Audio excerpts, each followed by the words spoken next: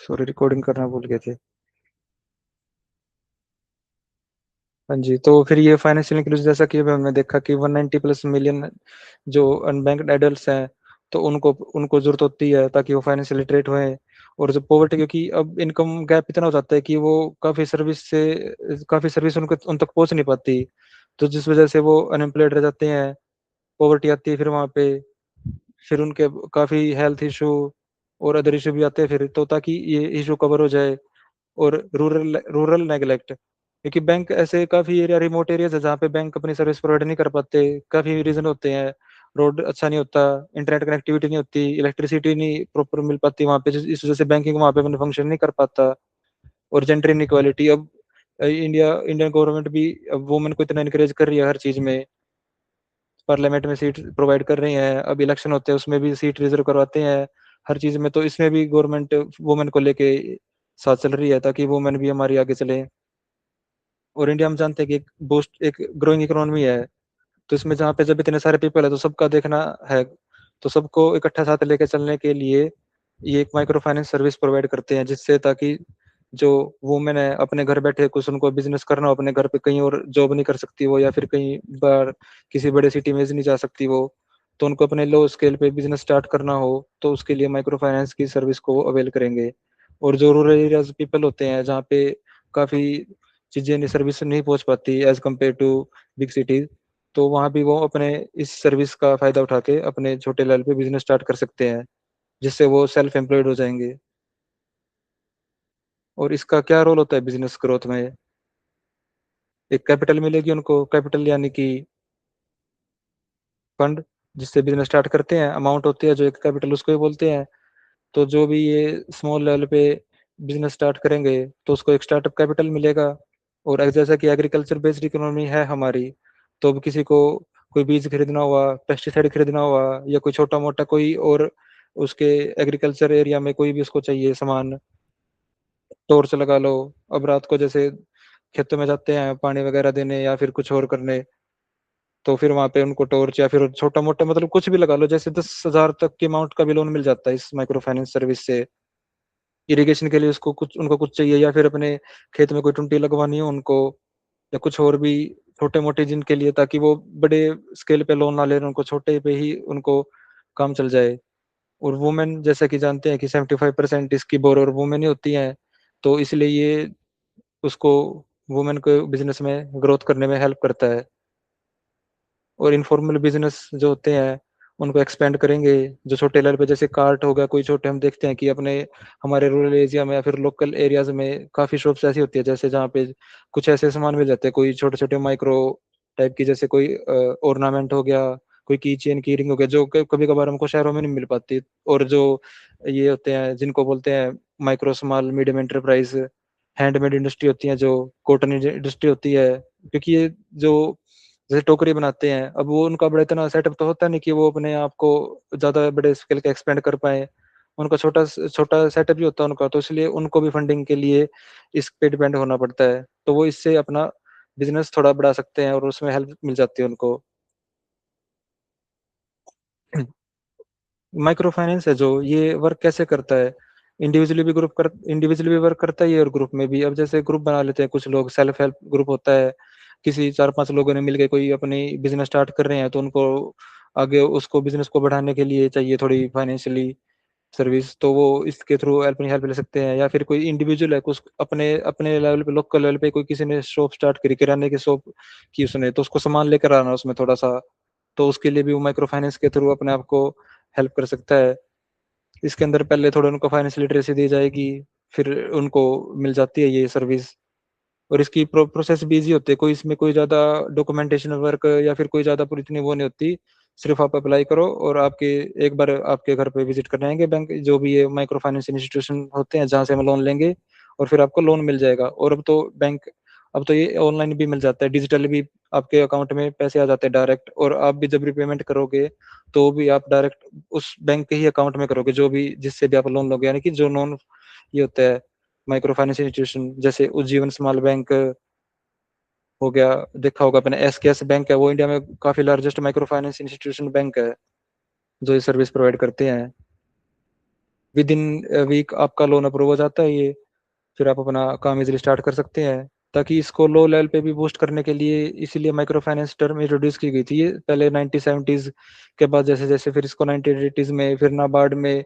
अब वैसे इसकी रेगुलेटरी बॉडी आरबीआई है, एक नाबार्ड भी है वो बॉडी, वो भी इसको और फर्दर इम्प्लीमेंटेशन में हेल्प करती है। और जैसा हम पिछले 3-4 दिन से कंपनी स्ट्रक्चर पढ़ते आ रहे हैं, हमने देखा बिजनेस एंटिटीज, उसमें क्या क्या होता है, टाइप ऑफ बिजनेस एंटिटीज, फिर बिजनेस कंपनी कैसे चलती है, कंपनी के अंदर फिर हायरार्की ऑर्डर क्या होता है, मीटिंग होती है, सीएसआर होता है। तो वहाँ पे माइक्रो फाइनेंस क्या होता है, जब जब सीएसआर मीटिंग होती है, कमेटी की जो मीटिंग करते हैं, तो उसमें भी वो इसके बारे में डिस्कस करते हैं कि उनको कितना इस पे, अगर वो टाइप करना चाहे किसी किसी भी सेल्फ हेल्प ग्रुप के साथ या किसी खुद का माइक्रो फाइनेंस इंस्टीट्यूशन प्रोवाइड वो स्टेब्लिश करना चाहे, तो वो कर सकते हैं उसमें।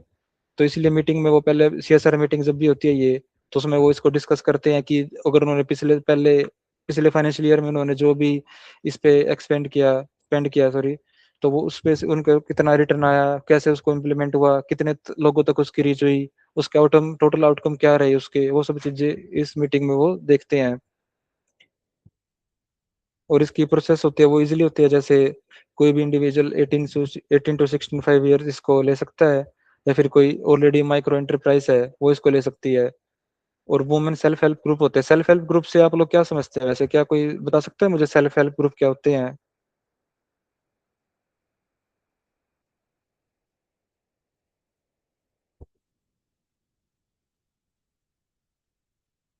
एनीवन?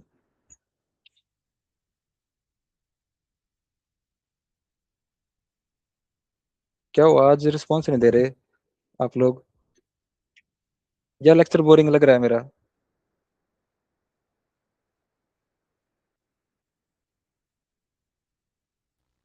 सर ये 10-20 लोगों का एक ग्रुप होता है जिसमें ये एक दूसरे की हेल्प करते हैं।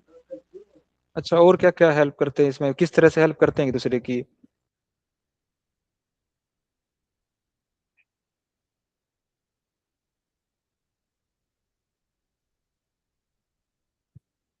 किस तरह से वो ग्रुप बना के क्या हेल्प करते हैं वो एक दूसरे की?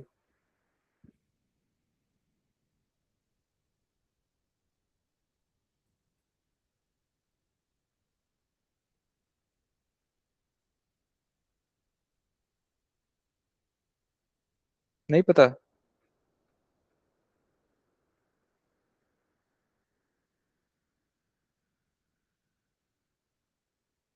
उसमें ये सेल्फ हेल्प ग्रुप होता है, जैसे ये जब टर्म इंट्रोड्यूस की गई थी, ये काफी लो लेवल, मान लो काफी लोकल लेवल पे कुछ लोग होते हैं जो काफी सर्विसेज के लिए किसी बड़े ऑर्गेनाइजेशन के थ्रू अपनी हेल्प नहीं ले सकते।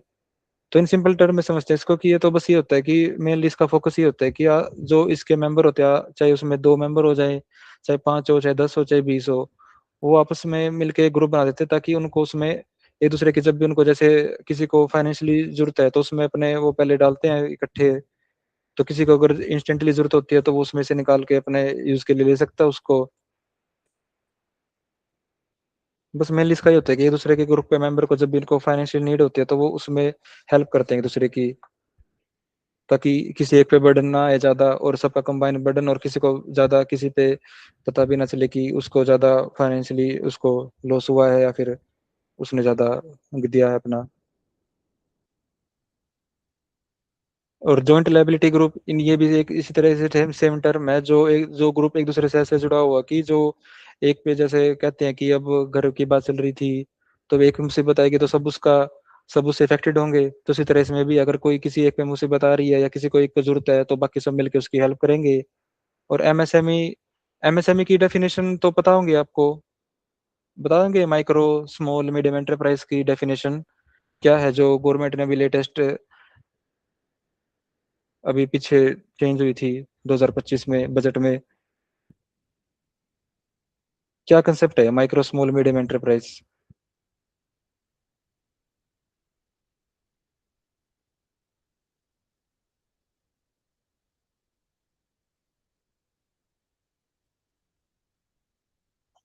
चलिए मैं बताता हूँ। माइक्रो स्मॉल मीडियम, जैसे कि आप नाम से देख रहे हैं, लघु दीर्घ कुटीर उद्योग।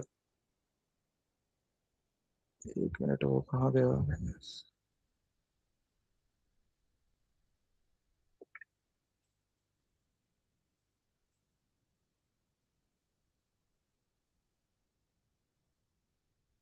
इसमें होता है जैसे ये माइक्रो स्मॉल माइक्रो होते हैं, बिल्कुल छोटे लेवल पे एक इंडस्ट्री होती है, एंटरप्राइज होते हैं, कोई भी छोटे लेवल पे बिजनेस कर रहा होता है। और मीडियम थोड़ा उससे बड़े लेवल पे आ जाती है। इसमें इसमें मेनली क्राइटेरिया बस इनके उसके इन्वेस्टमेंट और टर्नओवर पे बेस्ड होता है। जैसे माइक्रो एंटरप्राइज के लिए पहले इन्वेस्टमेंट लिमिट थी 1 करोड़ की, और अब उनकी रिवाइज करके जैसे 2025 का जो बजट आया था उसमें रिवाइज करके उनकी इनकम कर दिया है, इन्वेस्टमेंट कर दिया सॉरी 2.5 करोड़ की। और टर्नओवर उनकी कर दिया, पहले 5 करोड़ थी अब 10 करोड़ है। और स्मॉल एंटरप्राइज जैसे पहले उनकी 10 करोड़ थी इन्वेस्टमेंट, अब उनकी 25 करोड़ इन्वेस्टमेंट लिमिट कर दी कि 25 करोड़ इन्वेस्टमेंट वाली जो जो भी एंटरप्राइज होगी जो 25 करोड़ से अपना बिजनेस स्टार्ट करेंगे तो वो उसको स्मॉल एंटरप्राइज में काउंट करेंगे। और उनकी टर्नओवर जब जैसे पहले 50 करोड़ तक की लिमिट थी, अब वो 100 करोड़ तक की लिमिट वो कर दी उनके टर्नओवर की। जैसे 100 करोड़ से क्रॉस करेंगे फिर उनको मीडियम में आना पड़ेगा, या और अदर जो प्रोसेस होता है। मीडियम वाली एंटरप्राइज होती है जिसकी पहले इन्वेस्टमेंट लिमिट थी 50 करोड़, लेकिन अब जो पिछले बजट में ही उसको 125 करोड़ कर दिया है। और टर्नओवर पहले उसकी 250 करोड़ थी यानी 250 करोड़, और अब उसकी टर्नओवर को बढ़ा 500 करोड़ कर दिया है। तो ये होते हैं एमएसएमई। तो इसमें हम क्या समझते हैं कि जो with annual turnover below 5 crore, तो इसमें कौन सी एंटरप्राइज आ गई एमएसएमई में? तीन थी ना, माइक्रो स्मॉल मीडियम। तो जिसकी टर्नओवर 5 करोड़ से बिलो है या 5 करोड़ से कम कह लो, तो उसमें कौन सी एंटरप्राइज काउंट करेंगे हम इसमें, माइक्रो या स्मॉल या मीडियम?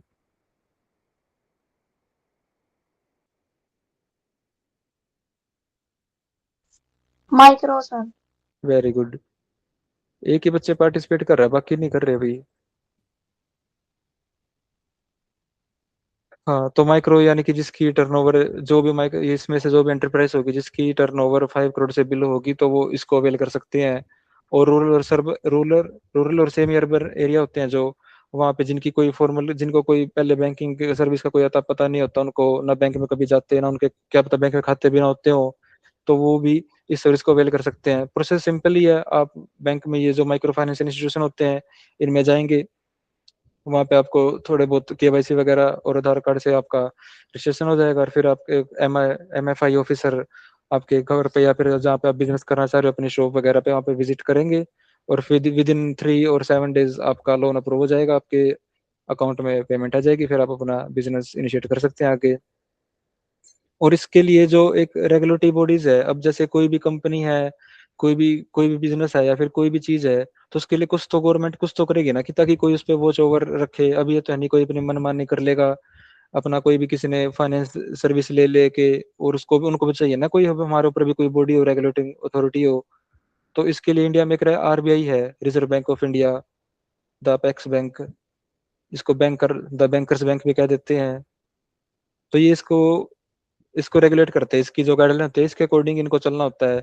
पहले जब ये माइक्रो फाइनेंस इंस्टीट्यूशन इंट्रोड्यूस हुए थे तो उस टाइम पे लोन कैप यानी कि एक लिमिट थी कि इस इतनी लिमिट तक की जो भी इंस्टीट्यूशन खोलेंगे, जैसे बंधन बैंक हो गया, उज्जीवन स्मॉल फाइनेंस बैंक हो गए, तो ये सिर्फ इतनी लिमिट यानी कि 75,000 से 2 लाख तक का ही लोन दे सकते हैं सिर्फ, इससे ज्यादा इनको लोन देने की इनकी अथॉरिटी नहीं इनके पास है। लेकिन अब जैसे रिसेंटली जो गाइडलाइन आरबीआई ने रिलीज की थी 2023 ये 22-23 ये 22-24 में, तो उन्होंने इस कैप को रिमूव कर दिया। अब बैंक जैसे कभी कभी अब जैसे जैसे इंडस्ट्री इंडिया ग्रोथ कर रहा है, इंडस्ट्री बढ़ रही है, एंटरप्राइजेस भी बढ़ रही है, माइक्रो लेवल पे, स्मॉल लेवल पे, मीडियम लेवल पे, तो फिर अब उन्होंने देखा कि भी अब इनको ये तो है नहीं कि अब ये इनका सीधा 20,000 में काम चल जाएगा, अब उनको लोन भी बढ़ा चाहिए, अब एंटरप्राइज बढ़ रही है इतनी सारी, अब हम स्मॉल स्केल पे गवर्नमेंट ऑफ इंडिया इतनी बात करे कि MSME expand the MSME, MSME को बढ़ाओ, इतने इनिशिएटिव चल रहे हैं उसको लेके। तो फिर इसलिए फिर लोन लोन कैप रिमूव कर दी। और up to 30% of an MFI loan book होती है एक एमएफआई लोन बुक, जैसे किसी जो भी एमएफआई होती है माइक्रो फाइनेंस इंस्टीट्यूशन, तो उसके जिसने पूरे साल में उसने जितना लोन भी दिया ना तो उसको लोन बुक बोलते हैं। जैसे अब टर्नओवर होती है, टर्नओवर क्या, कंपनी टर्नओवर क्या होता है कि उस कंपनी ने जितना साल में बिजनेस किया है उसके अकाउंट रिसीवेबल, जितना उसने सामान बेचा है, जितने उसके रिसीवेबल हैं, तो उसको सारे को मिला के टर्नओवर बोलते हैं। सेल सेल को नहीं बोलते, जितने रिसीवेबल भी होते हैं और अदर जो इन्वेस्टमेंट वगैरह से जो रिटर्न आने होते हैं तो उसको टर्नओवर बोल देते हैं। तो उसी तरह से एमएफआई लोन बुक होती है कि उसके अंदर एमएफआई ने जितने पूरे साल के अंदर जितना भी उन्होंने लोन प्रोवाइड किया है तो उसको लोन बुक बोलते हैं, एमएफआई लोन बुक। और अब इसमें 30% वाला कंडीशन क्या है ये कि, यानी कि पहले तो ये था कि सिर्फ उनको ये जो माइक्रो फाइनेंस है सिर्फ उनको वही उनको उनको ही फाइनेंस करना है, लेकिन अब ये है कि अब अप टू 30% वो नॉन माइक्रो फाइनेंस में भी दे सकते हैं। अब जैसे एग्जांपल के लिए समझ लीजिए, जैसे ये उज्जीवन बैंक का एग्जांपल ले लेते हैं हम। अब ये तो है नहीं, अब ये हर टाइम सिर्फ ये माइक्रो फाइनेंस को ही लोन प्रोवाइड करते रहेंगे, यानी कि जो माइक्रो इंडस्ट्रीज है उनको ही प्रोवाइड करते रहेंगे। अब इनको भी तो थोड़ा बहुत अपना बिजनेस एक्सपेंड करने के लिए, प्रॉफिट करने के लिए इनको भी चाहिए थोड़ा इनके सॉरी, इनके पास भी थोड़ी अपॉर्चुनिटीज आए ताकि ये और ज्यादा बिजनेस फंड दे सके, जिससे इनको रिटर्न आए, इंटरेस्ट रेट मिले इनको, इंटरेस्ट रेट से इनको इनकम जनरेट होती है, तो फिर ये अपना प्रॉफिट बढ़ा सकते हैं। तो अप टू 30% जो इनकी लोन बुक का 30% होता है, उसका ये मिनिमम यानी कि मैक्सिमम 30% नॉन माइक्रो फाइनेंस में दे सकते हैं। यानी कि इनको नॉर्मली देना होगा किसी एग्रीकल्चर पे, या किसी वुमेन को कोई अपने लोकल लेवल पे बिजनेस स्टार्ट करना है, या कोई लो लेवल इनकम ग्रुप है या फिर लो लेवल इनकम पीपल है, उनको अपने घर अपने लोकल जगह से बिजनेस स्टार्ट करना है कोई, लेकिन उसको उससे हटके जैसे गोल्ड लोन हो गया, कार लोन हो गया, कुछ और थोड़े बिजनेस बड़े बिजनेस के लिए लोन हो गया, अप टू 30% किसी उसको लोन दे सकते हैं ये। अब कोई 100 करोड़ का है किसी एमएफआई की लोन बुक पूरे साल में, तो यानी कि उसमें से यानी कि उसने 30%, 100 करोड़ का 30% यानी 30 लाख, या 30 करोड़, या 3 लाख,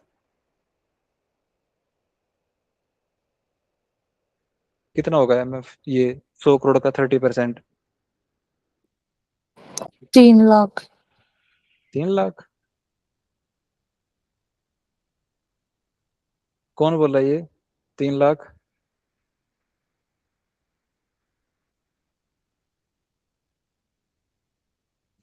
आप कैलकुलेट कर सकते हैं अभी, अगर आपके हाथ में फोन या फिर पेन कॉपी है आपके पास में। 100 करोड़ का 30%।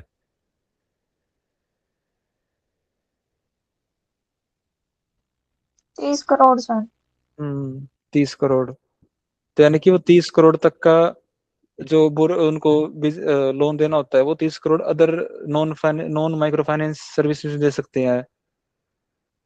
ठीक है, जैसे गोल्ड लोन किसी को लेना, कोई लेने के लिए चला गया उनके पास, या फिर किसी को और किसी को कार परचेज करनी है, कोई और थोड़ा बड़े बिजनेस के लिए लोन चाहिए, तो वो उसको दे सकते हैं। ये सब चीजें आती है इसमें। और डिजिटल लैंडिंग नॉर्म्स, और एन एमएफआई है, एनबीएफसी से आप समझते होंगे, नॉन बैंकिंग फाइनेंशियल कॉर्पोरेशन। एक तो होती है बैंकिंग सर्विस, जो जिसमें हम खाता खुलवाते हैं, करंट सेविंग अकाउंट खुलवाते हैं, अगर कोई थोड़ा बिजनेस जिनका थोड़ा बिजनेस है, शॉप है, तो वो करंट अकाउंट खुलवा देते हैं अपना। तो उसी तरह से, और लोन लेना तो हमको लोन ले लेते हैं उनसे, इंश्योरेंस सर्विस भी प्रोवाइड करते हैं काफी बैंक से।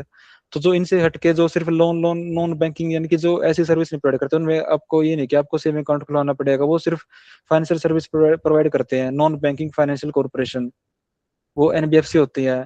और एमएफआई तो आप समझते हैं, माइक्रो फाइनेंसिंग इंस्टीट्यूशन। तो इनको डिजिटल लैंडिंग, यानी कि पहले जब ये था तो पहले सिर्फ आपको, आप गए बैंक उसमें एमएफआई या एनबीएफसी में, फिर आपको वहाँ पेपर वर्क जो करना है, फॉर्मेलिटीज पूरी करके आपके फिर अकाउंट में पैसे आते। लेकिन अब डिजिटली भी हम इसको इम्प्लीमेंट, डिजिटली भी हम इसको ले सकते हैं। अब जो एमएफआई है वो अपनी ऐप बनाएंगे, जो आरबीआई रेगुलेट करेगा उनको, फिर आप उस ऐप के थ्रू जो जो प्रोसेस उसमें स्टेप बाय स्टेप उसको प्रोसेस को पूरा करके आप एमएफआई से लोन ले सकते हैं। और स्ट्रिक्ट फेयर प्रैक्टिस कोड है, जो भी अब जैसे कोई भी, अब ये तो नहीं कोई भी दो चार पांच थोड़े वेल्थी बंदों ने, जो थोड़े जिनके पास थोड़ा पैसा है, उन्होंने अपना फाइनेंस वो ऑफिस खोल लिया और वो लोन प्रोवाइड कर रहे हैं। सिक्योरिटी तो इसमें लेनी नहीं होती कुछ, तो वो ऐसे कभी रिस्की भी रहता है लोन देने वालों को, उनके साथ क्या पता फ्रॉड हो जाए, उनकी पर्सनल इन्फॉर्मेशन जब उनके पास चली जाएगी तो क्या पता उसका मिसयूज भी कर सकते हैं जो भी इनको लोन देने वाले होते हैं। तो इसलिए इन पे स्ट्रिक्ट एक्शन लेने के लिए एक फेयर प्रैक्टिस कोड बनाए हैं, ताकि कोई भी इनके साथ धोखाधड़ी ना कर सके, ना ही लोन लेने वाले पे ना ही लोन देने वाले पे, दोनों वेरीफाई होंगे तभी आप उसमें प्रोसेस कर सकते हैं वो। और प्रायोरिटी सेक्टर जो होते हैं, प्रायोरिटी सेक्टर कौन कौन से इंडिया में, जैसे एग्रीकल्चर हो गया, वुमेन एम्पावरमेंट को लेके जो जो भी हमारी चीजें चल रही हैं, हेल्थ सेक्टर हो गया, एजुकेशन हो गया, तो इन सेक्टरों के लिए प्रायोरिटी पे इसमें रखा है कि इन सेक्टरों को प्रायोरिटी करके इनको फाइनेंस प्रोवाइड करना है ताकि ये सेक्टर ग्रो कर सके। और देखते हैं कि जैसे आप स्क्रीन पे देख रहे होंगे, एसकेएस, भारत फाइनेंशियल, बंधन बैंक, उज्जीवन, ईएसएफ, ये काफी बैंक, ये कुछ टाइप ऑफ बैंक है एमएफआई जो माइक्रो फाइनेंस प्रोवाइड करते हैं। और फिर जब MFI पढ़ रहे हैं हम, तो इसके साथ अब ये तो है नहीं कि अब सारी चीज स्मूथली चलेंगी, इसके साथ कुछ चैलेंजेस भी होते हैं इनके लिए। जो माइक्रो फाइनेंस इंस्टीट्यूशन होते हैं, या फिर जो हम नॉर्मल पीपल लेंगे इन पे लोन, तो हमारे लिए भी कुछ चैलेंजेस फेस करने पड़ेंगे हमको। जैसे एक तो इसमें आ जाता है कि इंटरेस्ट रेट इसमें बहुत हाई होता है। अब नॉर्मल हम लोन लेंगे तो उसमें मैक्सिमम 6 to 10 या 12% लोन, हमको छोटा लोन लेना है तो इतने लोन परसेंटेज तक का उस पे होता है इंटरेस्ट। लेकिन इनमें बहुत ज्यादा होती है, इसमें कोई कोलेटरल सिक्योरिटी तो होती नहीं। जैसे अब हम नॉर्मली, पहले प्रोसेस आपको पता होगा बैंक से लोन लेने की। अब हम लोन लोन लेने जाएंगे तो पहले हमको कुछ कुछ वहां पे गिरवी रखना पड़ता है, जिसको कोलेटरल सिक्योरिटी बोल देते हैं बैंकिंग लैंग्वेज में। ताकि वो सिक्योरिटी रखेंगे तभी हमको लोन मिल पाएगा उसके कंसिडरेशन में। और वो बैंक क्यों रखवाते हैं? ताकि कोई भी ऐसी सिचुएशन हो जिसमें हम लोन पे करने की स्थिति में नहीं हुए, हम लोग पे नहीं कर पाए, या फिर जिसने लोन लिया है वो डेथ हो गई उसकी, या इंसॉल्वेंट हो गया वो, उसका जिस बिजनेस के लिए उसने लोन लिया था वो बिजनेस उसका चल नहीं पाया। तो फिर वो बैंक भी तो लोन कवर कहीं से करेगा, वो तो नहीं उसके घर जाके बार बार चक्कर काटेंगे वो। तो वो पहले पहले तो प्रोसेस करेंगे, जो भी सामान भेजेंगे उसको, या फिर जो भी उसके खिलाफ एक्शन जो लेना होगा वो लेंगे पहले। लेकिन फिर अगर अल्टीमेटली फिर उनके पास लास्ट ऑप्शन ये भी हो जाता है कि जो भी चीज, जो भी प्रॉपर्टी के कागज हो गए, या कोई भी गोल्ड हो गया, या कोई भी चीज उसने उसमें बैंक में कोलेटरल सिक्योरिटी के रूप में जमा कराई, यानी गिरवी करा रखी है, तो बैंक उससे रिकवर करेगा अपनी अमाउंट। जैसे वो कभी कभार देखते हैं हमारे पास पास कोई खाली शॉप पड़ी हो, कोई प्लॉट पड़ा हो, जैसे काफी सालों से उसमें कोई यूज ना हो रहा हो, तो वो चीजें ऐसी होती है कि वो किसी ने उन पे लोन लिया होगा और लोन पे नहीं कर पाए वो, तो फिर बैंक ने उसको अपने अंडर ले लिया। और बैंक की मर्जी है उसको कैसे भी यूज करे, उसको ऑप्शन में बेचे, या वहां पे कोई भी बैंक कोई कुछ भी स्टार्ट करे, कोई अपना छोटा सब्सिडरी बिजनेस स्टार्ट करे।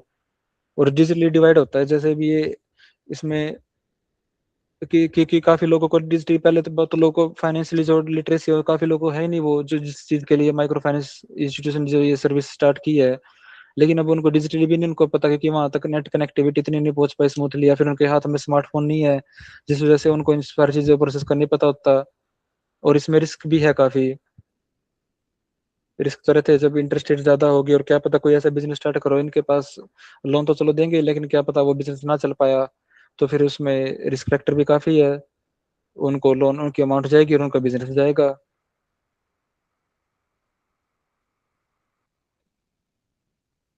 तो ये है हमारा माइक्रो फाइनेंस। तो इसमें देखते हैं कि अब जैसे हमने पढ़ा कि एक फॉर एग्जांपल के लिए देखते हैं कि किसी को अगर माइक्रो फाइनेंस सर्विस एक्सेस करनी है, कोई भी कंपनी लगा लो या फिर ग्रुप ऑफ पीपल लगा लो, तो उनको कैसे करेंगे? जैसे एग्जांपल आप लोग देख रहे होंगे, कोई भी तमिलनाडु में लगा लो एक कंपनी है, या फिर कहीं पे भी लगा लो एक 12 मेंबर की कोई एक कोऑपरेटिव यानी एक ऑर्गेनाइजेशन है, उनको 3 लाख चाहिए सिलाई मशीन खरीदने के लिए। तो वो कैसे करेंगे? सबसे पहले वो self health self help group में रजिस्ट्रेशन करेंगे अपना। फिर उसके बाद MFI यानी कि जो ये जीवन स्मॉल फाइनेंस बैंक हो गया या बंधन बैंक हो गया, इनमें अपने एप्लीकेशन फाइल करेंगे कि इनको 3 लाख रुपए लोन चाहिए। तो फिर इनका इन बैंक का ऑफिसर आएगा कि इनकी साइट पे विजिट करने के लिए। फिर पर मेंबर, जैसे 12 मेंबर थे, तो पर मेंबर के इन्होंने पर मेंबर की लिमिट रहेगी 25-25 हजार पर मेंबर के नाम से उठाएंगे ये, ताकि 25 × 12 3 लाख ये हो गया। तो फिर ये और अमाउंट भी जल्दी आ जाती है इसमें, 5-7 दिनों में या 10-12 दिन के अंदर अंदर ये अकाउंट अमाउंट आपके खाते में आ जाती है जो भी इसको लोन लेगा। और फिर बाद में जैसे जैसे उन्होंने बिजनेस जिस चीज के लिए उन्होंने करा तो उनको काम मिला आगे, फिर उन्होंने बिजनेस अपना आगे और रिपेमेंट कर दी इस सारे लोन की जो भी उन्होंने लिया था।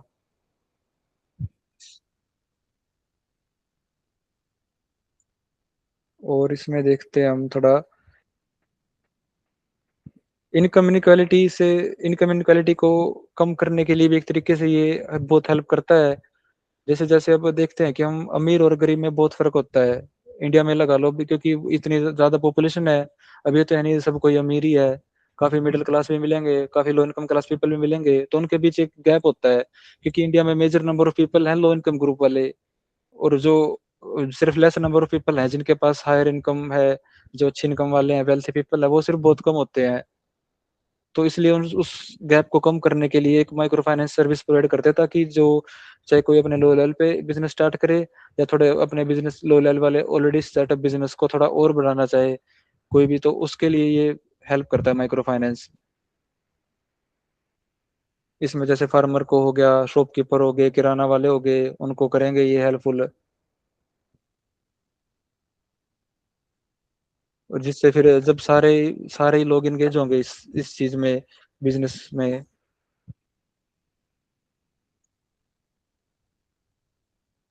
सारे लोग जब बिजनेस में एंगेज होंगे या फिर अपने मैन पावर जब सारी यूज होती रहेगी, तो फिर उसके उसके उसके बाद फिर क्या होगा, हमारी कंट्री ग्रोथ करेगी, इकोनॉमी बूस्ट करेगी, सबको एम्प्लॉयमेंट मिलेगा, फाइनेंशियल लिटरेसी भी बढ़ेगी, जैसे जैसे वो कनेक्ट रहेंगे इन टर्म से, तो उनकी भी लिटरेसी बढ़ेगी, जिससे फिर सारी चीजें ग्रो करेंगी, और नेशनल ग्रो तो पीपल ग्रो।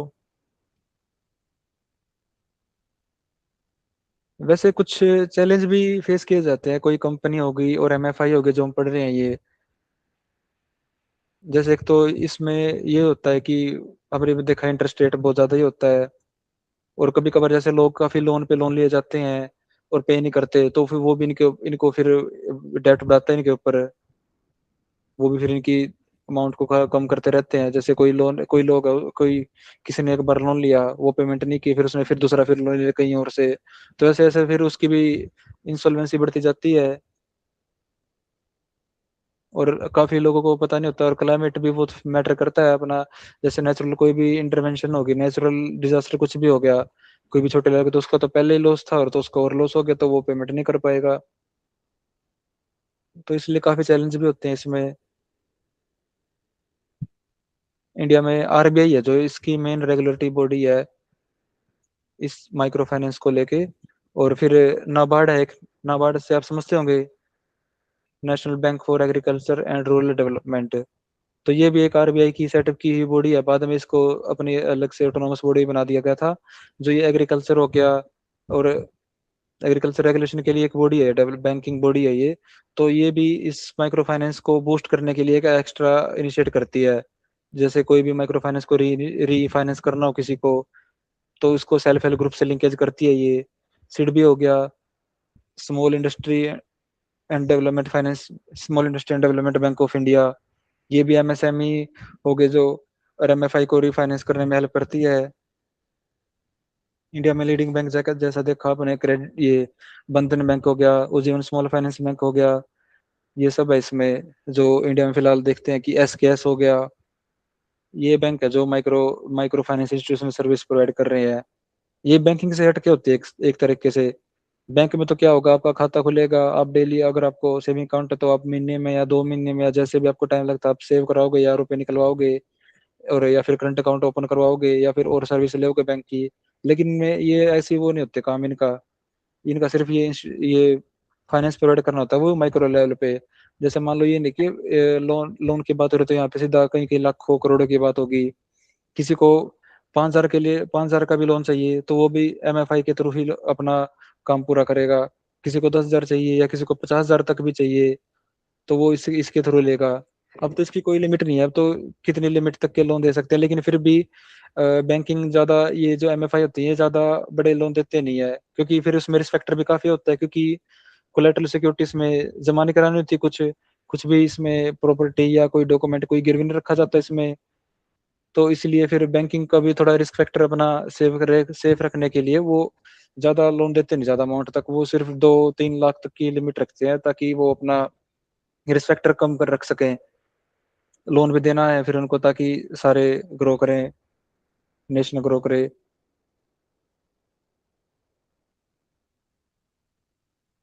तो ये तो था आपका आज का थोड़ा सा एक छोटा सा टॉपिक माइक्रो फाइनेंस, क्योंकि फिर अब नेक्स्ट वीक से अकाउंटिंग वगैरह स्टार्ट कर रही हैं, अकाउंटिंग के जो हम कंपनी स्ट्रक्चर में पढ़ते हैं, अकाउंटिंग कैसे वर्क करते हैं कंपनी की, तो ये चीजें समझिए।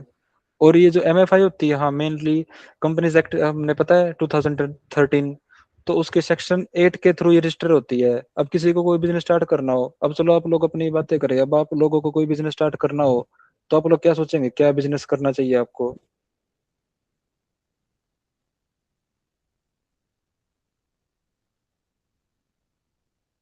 ये जो भी एमएफआई होती है ये सेक्शन 8 के थ्रू रजिस्टर्ड कंपनी होती है, सेक्शन 8 कंपनी बोल देते हैं इसको, जो भी माइक्रो फाइनेंस इंस्टीट्यूशन होता है इनको।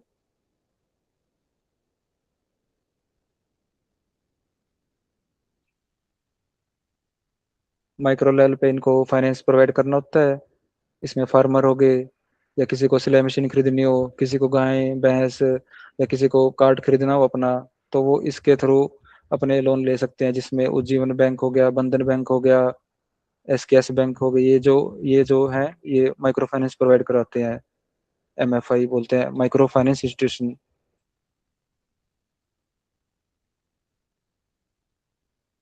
तो आप लोगों का कोई डाउट हो इसमें कुछ?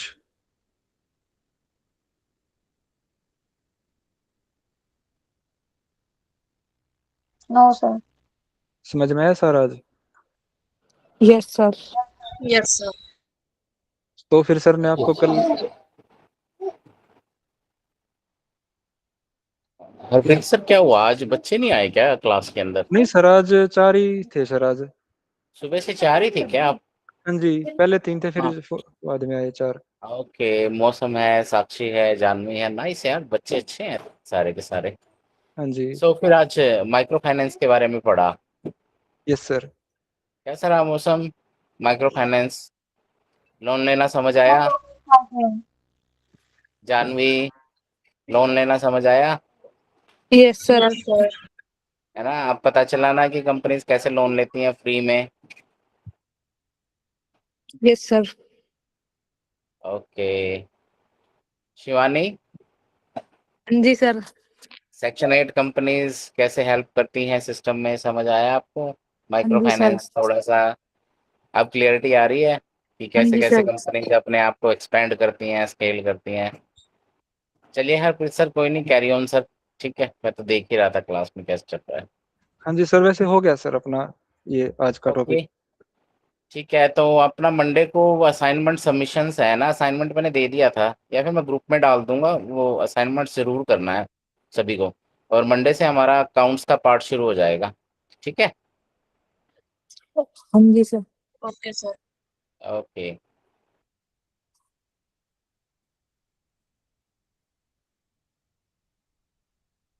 तो ठीक है, आज का हमारी क्लास ज़्यादा बड़ी नहीं थी, तो अगर आपको कुछ और क्वेश्चन क्वेरी किसी को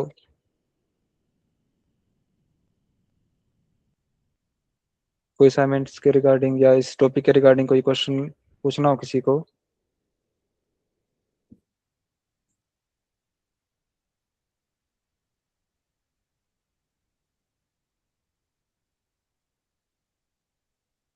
नो सर।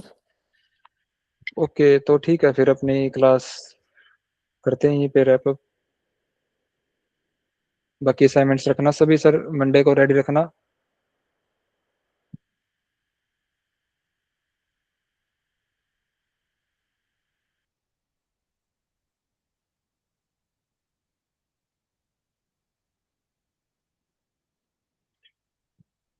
ओके।